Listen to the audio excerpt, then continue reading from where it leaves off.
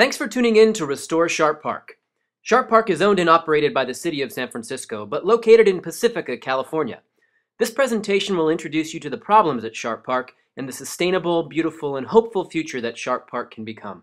To understand what Sharp Park can become, it's important to understand what was once there. This slide shows the historic conditions at Sharp Park with the color overlay of the present conditions at the site. You can see that Laguna Salada was much larger historically than it is today. As we'll see in a moment, this is because a golf course was constructed on the site.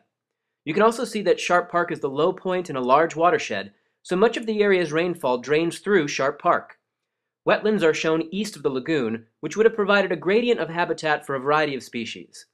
Finally, a large sand barrier is shown between the lagoon and the ocean, providing natural protection from coastal storm surges. In this historic photo, you can see many of these natural elements, including the sand barrier that protected the lagoon from coastal storms. Sharp Park was deeded to San Francisco by wealthy benefactors at the turn of the 20th century. But the deed came with a restriction. Sharp Park must be used as a public park or a public playground. Arguably, a golf course with a private concessionaire that charges a fee to enter and that excludes all others from the property doesn't satisfy this deed. Nonetheless, San Francisco hired this man, Alister MacKenzie, to design a golf course at Sharp Park. MacKenzie helped revolutionize golf architecture in the last century by insisting that courses imitate the beauty of nature rather than be in conflict with it. But MacKenzie ignored his own maxim when he designed this golf course at Sharp Park. The project required dredging and filling this delicate coastal landscape for a staggering 14 months in order to create enough dry land for a golf course, and in perhaps his greatest ecological mistake, MacKenzie leveled the coastal barrier that provided Sharp Park with natural protection from the surging Pacific Ocean, replacing it with several golf links so that golfers could view the sea. This history of San Francisco's public golf courses, written in the late 1970s, noted that the flaws in MacKenzie's design impacted the play and feasibility of the course since opening day. In fact, opening day was delayed twice because there was too much water on the course, and then a massive storm surge, no longer constrained by the sand barrier system MacKenzie destroyed, flooded the golf course and wrecked several of MacKenzie's beachside holes. The course was ultimately redesigned by Robert Muir Graves in 1972, an act historians likened to taking a house with a beach view and turning it 180 degrees to face a mountain slope.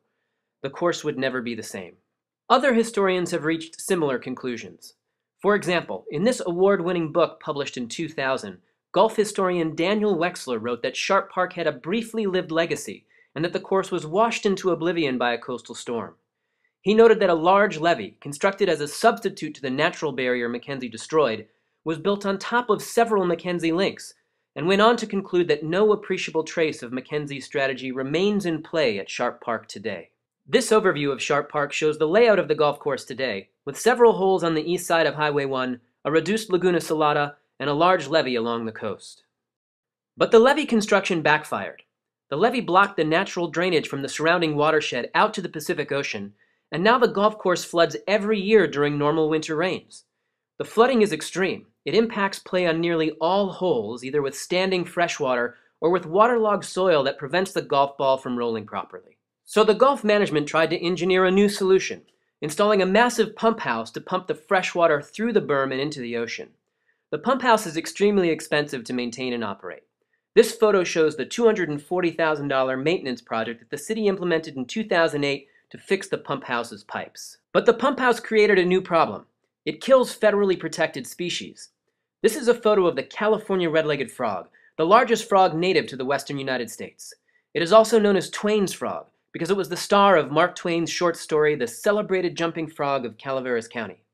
Unfortunately, the frog was lost from Calaveras County, and its total population has declined by 90% since Twain's time.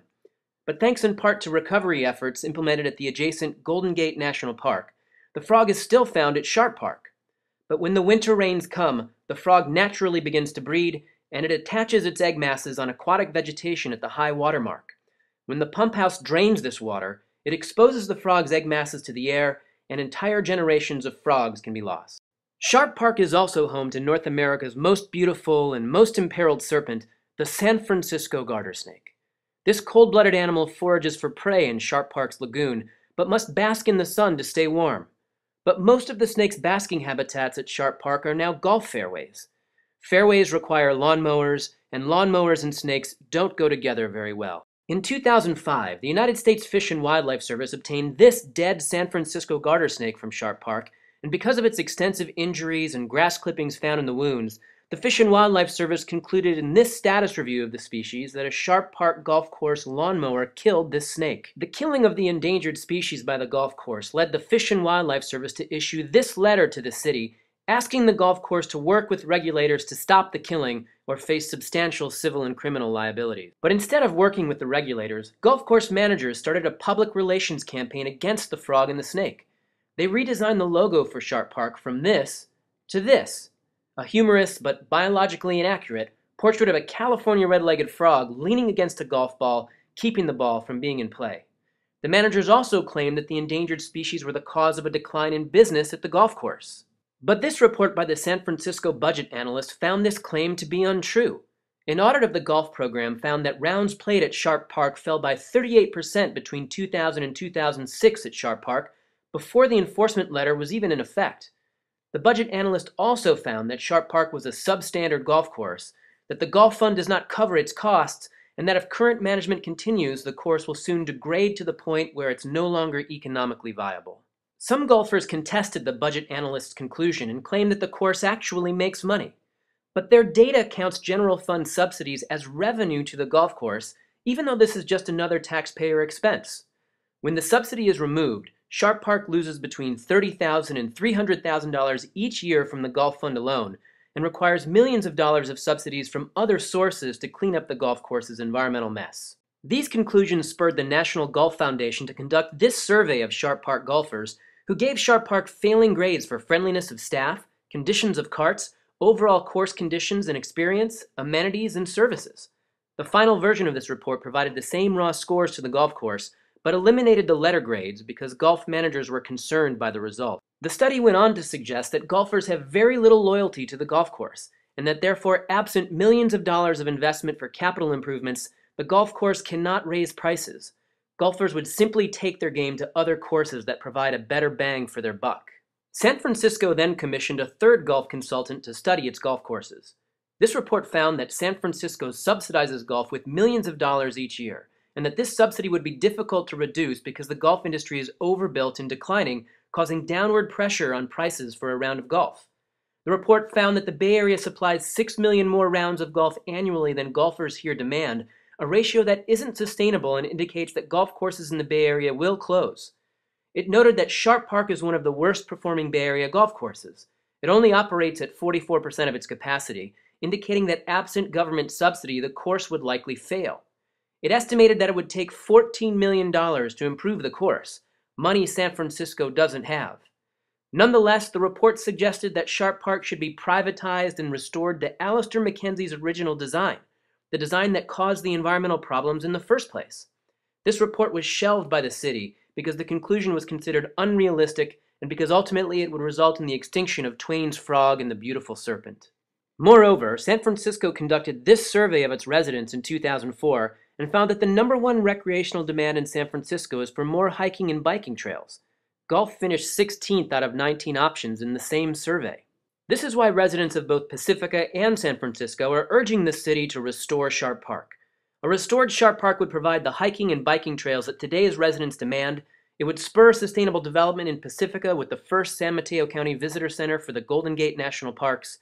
It would preserve and interpret historical artifacts that are currently obscured by the golf course's design, and it will protect our coastline from the changes being wrought by climate change. Recently, San Francisco's Board of Supervisors passed legislation that initiated the restoration planning process at Sharp Park. 3 alternatives are being considered: full restoration, partial restoration, and no restoration, with financing and partnership opportunities explored with the National Park Service, which is interested in obtaining the property and integrating it into the restoration work it is conducting at the adjacent Maury Point. These alternatives should be available for review in August of 2009. But we can't do it without your support. Please contact your public officials today and ask them to restore Sharp Park. Visit www.restoresharppark.org for more information.